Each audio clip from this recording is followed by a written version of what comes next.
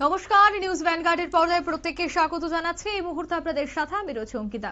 চোখ রাখছি এই মুহূর্তের গুরুত্বপূর্ণ সংবাদের দিকে। আপনারা যে দোকান থেকে ওষুধ কিনছেন সেই দোকানের কি বৈধ লাইসেন্স রয়েছে, বা যার থেকে আপনারা ওষুধ নিচ্ছেন তিনি কি সত্যি ফার্মাসিস্ট নিয়ে তার কোনো ধারণা রয়েছে, সে কি এই কোর্স নিয়ে পড়াশোনা করেছে? এই প্রশ্ন ওঠাই বর্তমানে স্বাভাবিক, কারণ রাজধানী আগরতলা হোক, বিশেষ করে রাজ্যের প্রত্যন্ত এলাকাগুলিতে দেখা যায় যে দেদার ওষুধ বিক্রি করা হচ্ছে ঔষধের দোকান, কিন্তু যাদেরকে সেখানে নিয়োগ করা হয়েছে বা যারাই সেখানে ওষুধ বিক্রি করছেন তারা ফার্মাসিস্ট নয়। তাদের কাছে কোনো ধরনের ফার্মাসিস্টের কোর্স নেই। কোর্স না থাকার পরেও দিনের পর দিন তারা ওষুধ বিক্রি করে যাচ্ছে। মারাত্মক বিষয়। এবং অভিযোগ উঠে এসেছে আরো এমনই একটি ঘটনার। জানা গেছে কুলাইস্থিত ধলাই জেলা হাসপাতালের সামনে ফার্মাসিস্ট ছাড়াই চলছে একাধিক ওষুধের দোকান।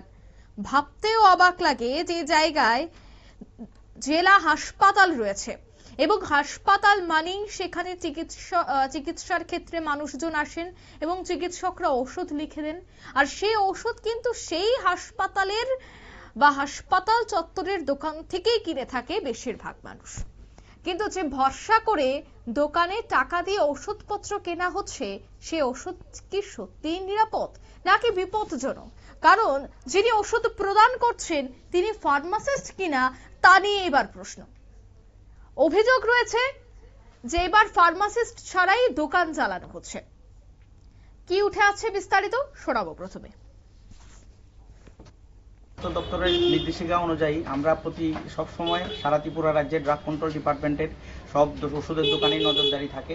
তারই অঙ্গ হিসাবে আমি আজকে ধলাইয়ের কুলাই ডিস্ট্রিক্টের হসপিটালের সামনে, মানে ধলাই ডিস্ট্রিক্ট হসপিটালের সামনে কুলাই এসেছি।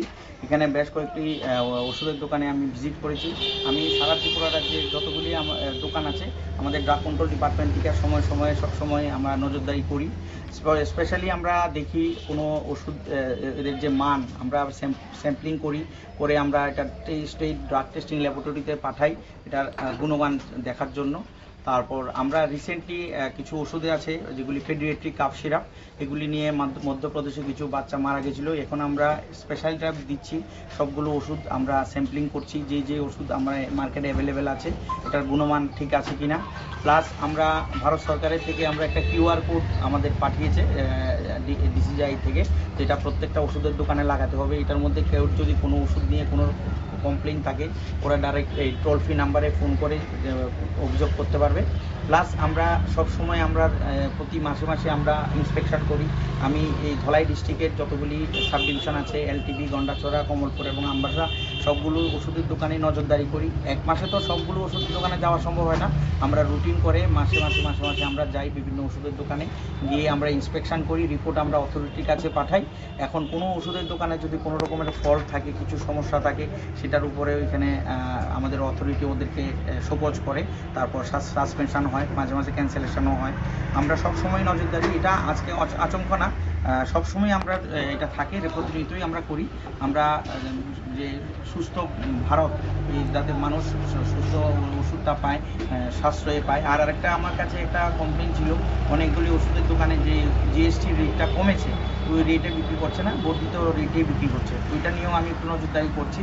এখনও যতটুকু নজরে এসছে কোনো ওষুধের দোকানেই জিএসটির এটা করেনি, জিএসটি যতটুকু ছাড় আছে ওই ছাড় দিয়েই করেছে। কিন্তু কিছু ওষুধের দোকানে এই যে আমাদের যে কাপ সিরাপ, পেডিয়াট্রিক কাপ সিরাপের কিনা বেচার মধ্যে একটু অমিল পেয়েছি। এগুলিরই আমি অথরিটির কাছে রিপোর্ট করব। আগামী দিনে স্যার যারা শাস্তি দেবেন ওরা এটা করতে হবে, এটা কার্যকর করতে হবে। আপনারা শুনলেন বক্তব্য, অর্থাৎ ধলাই জেলার ড্রাগ ইন্সপেক্টর বিশ্বজিৎ সিংহ রায় তিনি জানাচ্ছেন যে কুলাস্থিত ধলাই জেলা হাসপাতালের সামনে বেশ কিছু দোকানে তিনি হানা দেন এবং ওষুধের দোকানগুলিতে হানা দিয়ে বিভিন্ন ব্র্যান্ডের ওষুধ সহ কাগজপত্র তিনি খতিয়ে দেখেন। বিশেষ করে শিশুদের যে সকল সিরাপ রয়েছে সেগুলির বিশেষভাবে খতিয়ে দেখা হয়। কিন্তু তার মধ্যে আশ্চর্যের বিষয় হচ্ছে যে তারা যখন শিশুদের ওষুধ খতিয়ে দেখেন তখন পাওয়া গেছে শিশুদের নিম্নমানের ওষুধের ব্র্যান্ড। এদিন দ্য অ্যাপোলো ফার্মাসি ফার্মাসিতে পরিদর্শন করেন তিনি এবং সেখানে গিয়ে প্রথমত বাচ্চাদের ওষুধগুলি খতিয়ে দেখার পর ওনার পরিদর্শনের সময় ওষুধের দোকানের কোনো ফার্মাসিস্ট ছিল না সে কথাও তিনি ওনার নজরে আসে। সবটার রিপোর্ট এবার ঊর্ধ্বতন কর্তৃপক্ষের কাছে যাবে। দেখার বিষয় যে এই যে মারাত্মক অভিযোগ উঠে এসেছে সেই অভিযোগের পর কোন ধরনের পদক্ষেপ অবশেষে গ্রহণ করা হয় কিনা, আর যদি গ্রহণ না করা হয় তবে কিন্তু এই ধরনের ঘটনা, এই ধরনের অভিযোগ আরো অনেকটাই বাড়বে বলে মনে করছে শুভবুদ্ধি সম্পন্ন মহল। নিয়ে নিচ্ছি ছোট্ট একটি বিজ্ঞাপন বিরতি, সঙ্গে থাকুন।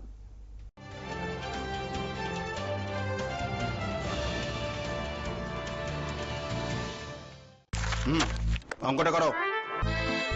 34, 35, 36, 39, 40, 41, 42, 43। প্রাণ পটেটো ক্র্যাকার্সের স্পেশাল মশলা এমনই যে লোভ সামনে রাখা যায় না।